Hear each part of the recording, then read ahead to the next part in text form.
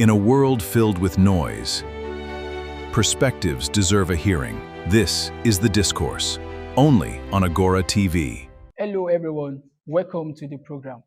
This is The Discourse live on Agora Media, and I'm your host, Olaniyo Samuel, speaking to you from Ogumosho. Well, tonight everyone, I want us to think about something very important. Every day, millions of people share their perspectives. They share breaking news and their opinions. Anyone with a smartphone and internet access can become a publisher. That freedom has transformed communication around the world. It has amplified voices that were once unheard, giving rise to citizen journalism and allowed for public participation. So tonight, the question is, who actually verified the informations that are being published online? Is gatekeeping actually necessary in the digital media? Is gatekeeping protecting the society from harmful content and misinformation? Or is it allowing for public participation and allowing citizens to share their opinions? This brings us to our topic for tonight. In throwing the baby away with the bathwater, is gatekeeping necessary for online media? To help us unpack this important issue, I have two guests with me in the studio who will share different perspectives on the role of gatekeeping in the digital environment. First, I have with me Ms. Aishat Ibrahim, President of Association of Mass Communication Students and also a student of mass communication. She believes that gatekeeping is necessary in ensuring that the society are being protected from harmful and misinformation in our digital age. Aishat, thank you for joining us. Thank you for having me, Samuel. I'm so glad to be here. Thank you. And joining us tonight is Karim Hakim, a student of psychology who believes in media literacy, public participation of the society in national issues. Hakim, thank you for joining us and welcome to the discourse. Thank you so much for having me. I'm really glad to be here with you. Thank you. It's a pleasure to have both of you tonight with me. Okay. I mean, the rise of social media, blogging, broadcasting, and citizen journalism has fundamentally changed how information is produced and consumed. And today, people no longer rely solely on television, radio, and newspapers to get informations. At the same time, the rise of fake news, the rise of misinformation, and unethical media practices continue to grow. I would like to let us begin from this. What actually is the real sense of gatekeeping? I mean, what is gatekeeping? And why should our audience be concerned about gatekeeping? Because it is important that we enlighten our audience on what actually gatekeeping is. I think, Aisha, I will start with you. All right. Thank you for that question, Samuel. Gatekeeping, it is a media process. It is a process whereby the journalists, the editors, the feed reporters, they gather information and then they get to verify and filter it. It is not the whole of the news that are going to disseminate to the public. They get to filter the ones that is necessary and fit for public consumption. And then they get to abolish the ones that are not fit for public consumption. So gatekeeping is for the interest of the public. It is serving their interest because it is not the whole of the news that they get to disseminate to them. When they get to disseminate the whole of the news, it becomes boring. A lot of people don't like sitting watching news for hours because without gatekeeping, news will be reported for hours. So they just get to filter and report the important ones, the key points in the news. Okay, so Aisha, what you are saying basically is that before information gets to the audience, there should be some information that should be kept away from the audience. Is that what you're saying? No, I'm not trying to say that there should be information that should be kept away from the audience. What I'm trying to say is this, in news, we have different angles that we do report news from. So imagine gathering news from all angles of the event. As a reporter, you have to report from one angle and disseminate from that angle. Not gather news from all the angles and disseminate from all the angles. I think you make a great starting point. Akim, I think I would like to hear from you. What would you say gatekeeping is, and why should our audience be concerned about this? So what she says is that gatekeeping is a professional setting, is a professional process that fair like filtering and fact checking news before disseminating it. So that's why I've been advocating for a democratized media, whereby citizens has the right to participate in news gathering and dissemination of the news. Why she said the news gatekeepers actually restrict or filter some important news that for corporate or political interest in order for the citizen not to know what's actually happened in the settings. Okay. Akim, in essence, what you are saying is that the gatekeepers intentionally keeps some information from the audience. Yes, due to political interest or corporate biases. Because and I believe decentralization of the news is what is essential for like we are in a democracy. In Nigeria, we are in a democracy. So we should democratize our media. So to allow citizens to participate in news gathering and dissemination of the Okay, news. okay, thank you from there. Aisha, what do you have to say to this? I'd like to ask a question. Okay. So, in a situation whereby we have people gathering the news, don't you think we need people to verify the news? Yes, I said like this thing is actually interesting because there is something called gatekeeping and something called gate watching. So gatekeeping is that like you feel like the editors and producers filters some part of the news in order to kept it from the public eyes. Why gate watching is that you publish something as like we have the right as a citizen, ordinary citizen, have the right to gather and to them disseminate news. So there are some mechanisms that have been in place on a platform like X that is called community note. If the what I disseminate is fake, it's going to actually give me the actual data that this thing what I posted is fake or not. So I'm actually advocating for gate watching, not gatekeeping. Okay, thank you very much. And that brings us to this question. I mean, when we talk about gatekeeping, in the real world of in our world, the absence of gatekeeping, would that actually help us as a society? Or would the outcome be what we cannot actually bear? Aisha, let me start with you.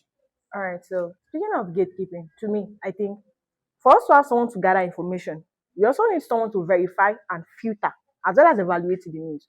So, speaking of the absence of gatekeeping, the abolishment of gatekeeping is not really what we need.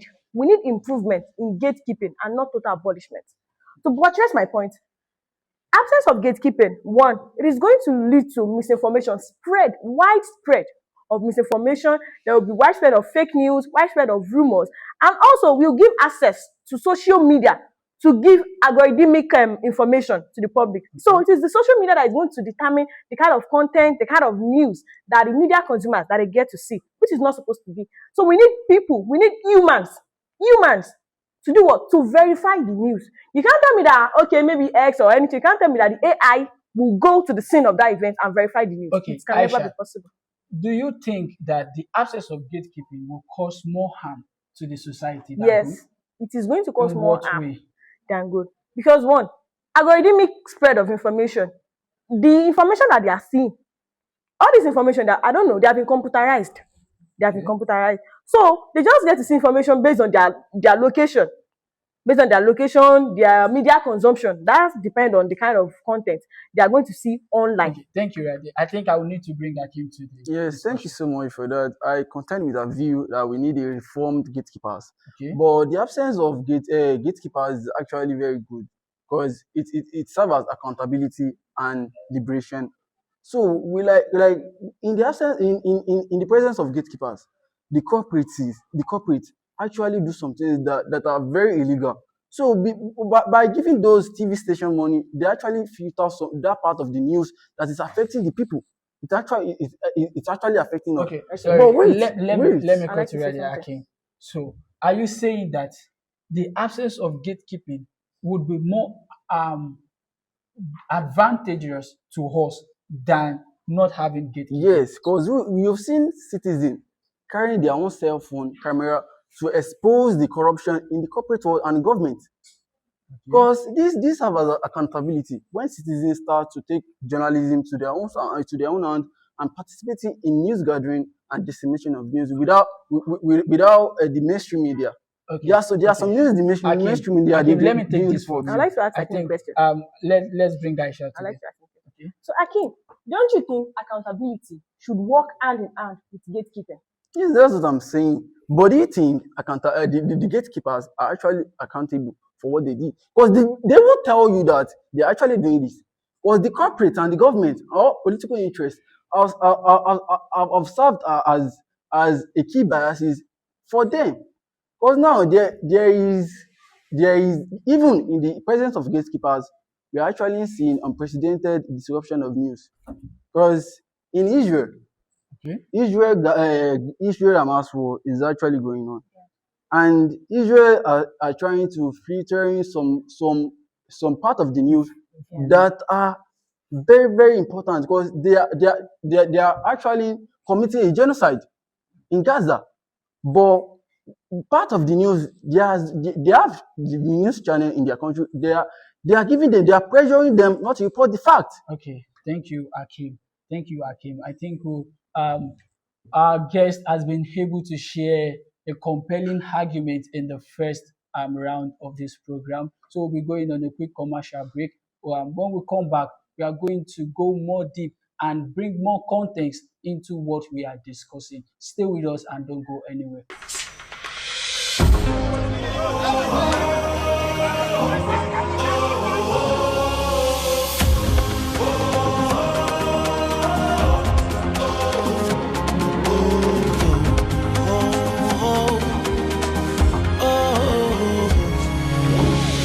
Heartbeats are high, feel passions fly. We take up wings and touch the sky. Whoa, come rain, come shine. We go to valley, come rain, come shine. We go to valley, we go to valley, we go to valley.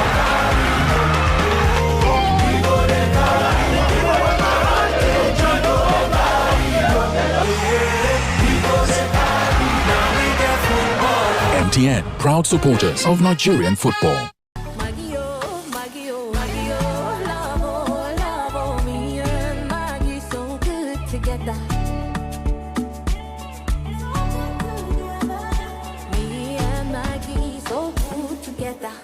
Welcome back to the discourse. Before the break, our guests have been able to examine, while Aishat emphasized the fact that gatekeeping is necessary in today's digital media, especially the fact that it will protect the societies from misinformation and harmful content. Akim bring a strong suggestion that there is no need for gatekeeping. However, there should be a reform in the gatekeeping, and our society should actually be given the privilege to participate in national issues. Now, that takes us to another important question. We want to bring context into what we are actually discussing. And I want to ask, can media literacy and public accountability realistically replace professionals? I mean, professional editors and gatekeepers, or do we still need editorial gatekeeping?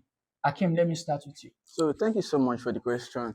So editorial gatekeeping is absolutely essential, and I said we need a reform in the gatekeeping. Okay. So, but like we, the citizen, also has the right to participate in journalism. So, like you said, media literacy, it is it's absolutely essential for citizens to know about about what to post and not to post on the media. But media literacy is actually like is the question of what's the evidence of this reporting? Who report this news? Is this news actually is this news does this actually happens? So it happens like we the citizen has to be better equipped with with the knowledge of what and what not to post on social media. And when you're saying that public accountability is absolutely essential as well. So we the citizen has to question ourselves of not posting something fake on the social media. But we actually see that some people are actually posting something fake on the social media nowadays. I like the point that you make there. You agree the fact that some citizens actually intentionally Yes.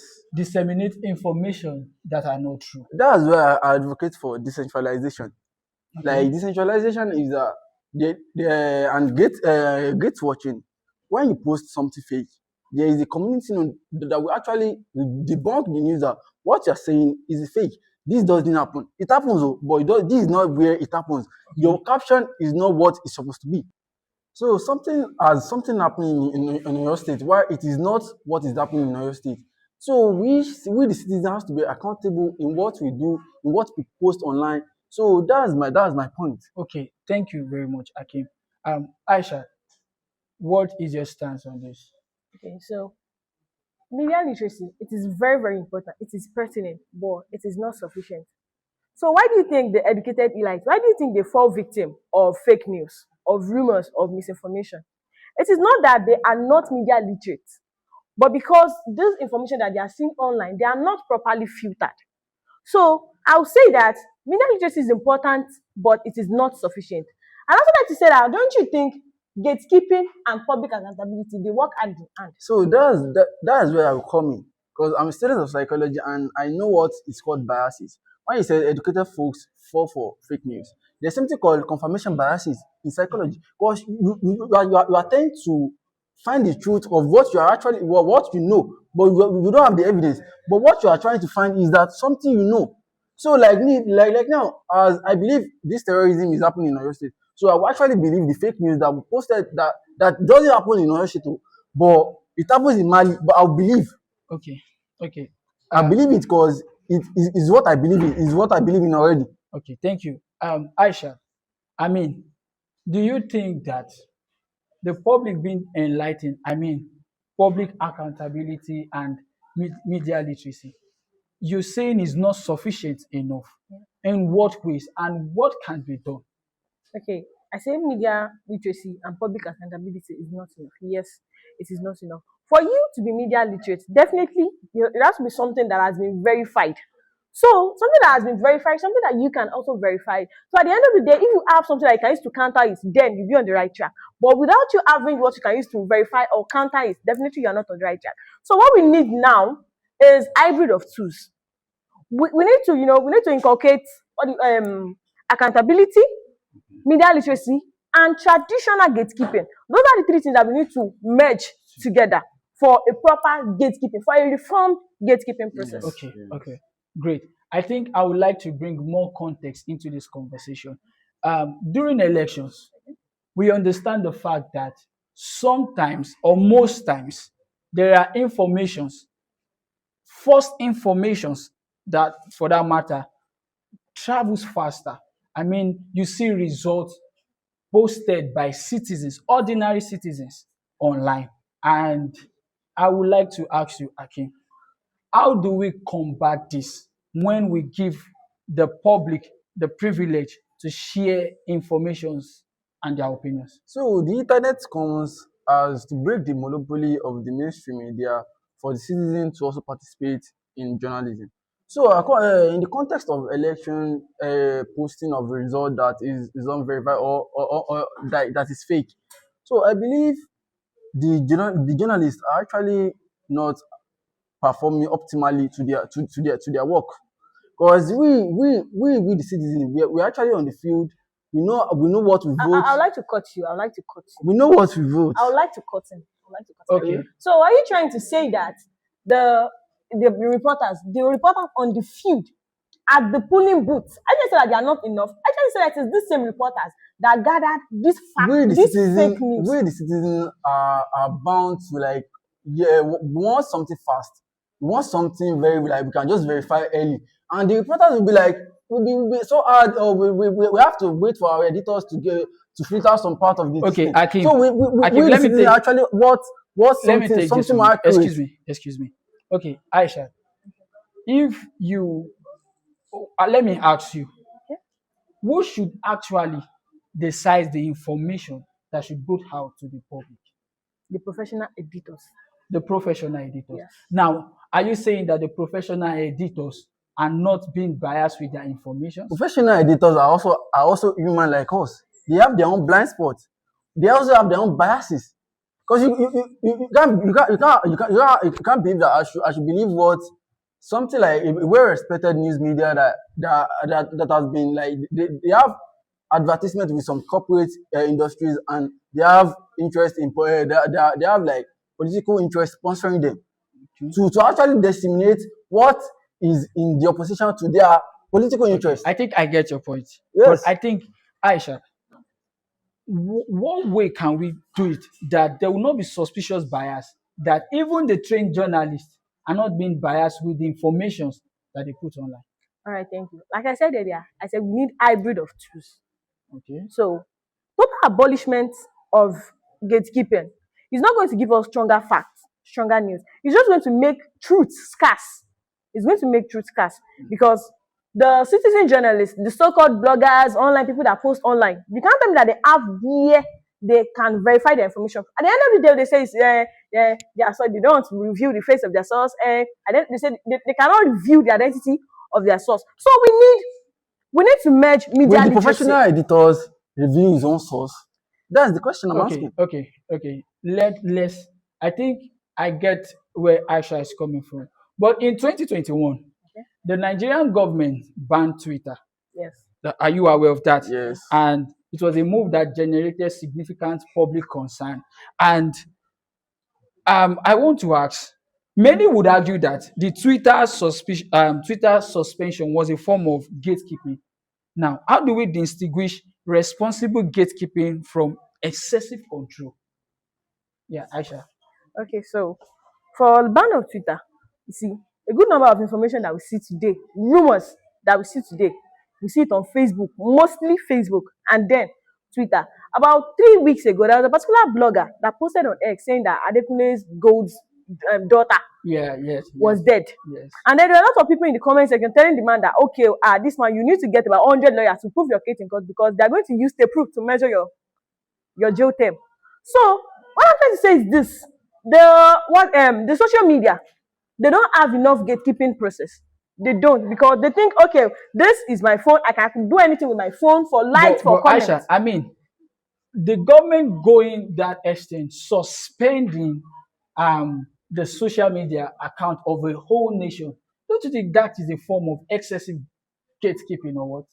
Okay, so Yes, that's why I'd like to throw a butt question in. at him. Let me butt in there. Okay. So the reason why the government actually banned Twitter was that they believe the citizens are actually criticizing the then late President Muhammad Buhari. Yes. So to control the narrative of the public is by banning the Twitter. That's why I do not support gatekeeping, because they are marginalizing the voice of the citizen, because they don't want us to talk. They are doing something bad. They won't allow us to talk. They just want to control, or they just want to like give us what we think and what we say. I think Aisha, do you agree with him? I totally do not agree with him. So I'd like to throw a question at you: that why do you think hate speeches are much on this social media than print media, broadcast media? Because the citizen journalists, they have freedom of speech, and then they I don't know, they abuse the freedom of speech by dashing out harmful content, dashing harmful speech against people. They just come out, they speak false information, harmful information about Aisha, people. are you saying that our citizens are being given too much freedom to express themselves? That's what I'm saying. What I'm saying is this. Because I believe the reason why the government did that actually was because they knew that they had some information that was right.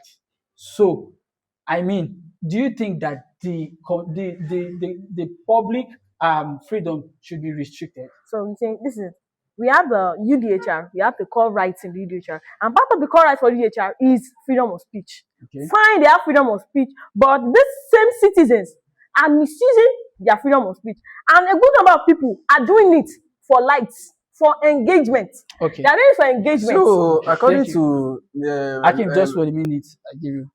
Lawyer Falana, he said freedom of speech is not absolute, so you have to know what you say. But I'm actually saying there is a certain limit for what you can say online. That's why I said there should be a reform gatekeepers, and we should have the right for gate watching. like what you posted on this, what if you posted a fake news, they will actually there is a community that will say this thing is a fake Okay, news. thank you very much. And I think this will bring us to this question. Aishat, what is the single strongest challenge to the anti-gatekeeping position? Okay, so I think the single strongest challenge that anti-gatekeeping is facing is that total abolishment of gatekeeping is never going to solve the problem of bias. It's never going to solve the problem of marginalized voice. It is never going to solve it. What we need, like I said earlier, is hybrid of tools. We just need to merge these two together. We need the editors, the reporters, the journalists to work hand in hand with the citizen journalists. Okay. With the citizen journalists, with even to work hand in hand with the media critique. You know, we have a lot of people that criticize the media. So what they need to do is to work hand in hand with them, and then their feedback, their comments, their likes, their report, they should need to work more on improving gatekeeping and not abolishing gatekeeping. It's never going to solve it. Okay, thank you very much. Akim. So what she is actually saying is that not gatekeeping some news actually spread fake news, hate speeches, and harmful content for the society. So that's the single strongest criticism for anti-gatekeepers. But to me is that we should allow the citizens to express themselves, not in a way that will cause harmful to society, because there are some news that will be helpful to society and the government. Because there is a news published by a blogger that they wanted to overthrow the president. It's not by any mainstream media or a well-respected news channel that reported it. Is a blogger, is a blog that posted it, and the military came out and said this thing is a fake news, but actually right. Okay. They wanted to overthrow the president, but they later came out and admit the fact that this thing happens, and then we are sorry. So we have to allow the citizens to also participate in citizen journalism, and then we the citizens also have to be accountable in what we post. Thank you very much. Thank Sorry, you very before much. you continue, I think I have a question for Akim.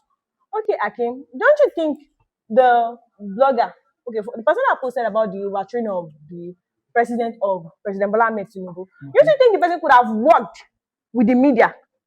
Don't you think that kind of person that has such a tangible information should work hand in hand with the media? That's what we mean by hybrid of tools. They need to work hand in hand with them, because you see, those people, fine, we cannot dispute the fact that they have cogent points, they have cogent facts about this government, about the people that we don't know. See, I like to tell you this thing. We in the media, we are the fourth realm of the estate. So you as a citizen journalist, you need to work hand in hand with us, because your view is our view. We are speaking on your behalf. We are your mouthpiece. We are the citizens' mouthpiece. So this citizen should work with us and not work against us. Okay, Aisha, thank you very For much. me to post something online, I will have source, and the person will have the blog person will actually have a source inside the military, and he doesn't want to like implicate the person. So that's why you actually just post it by himself, so everybody you just know. Because going to the media houses, they were actually trying to suppress. They actually try to suppress the news because of political interest. Thank you very much. Thank you very much. Many thanks to our guests for joining us tonight. I remain your host, Olaniyo Samuel. This has been The Discourse, live on Agora Media. See you next time, same station, 7 p.m. Thank you for joining us.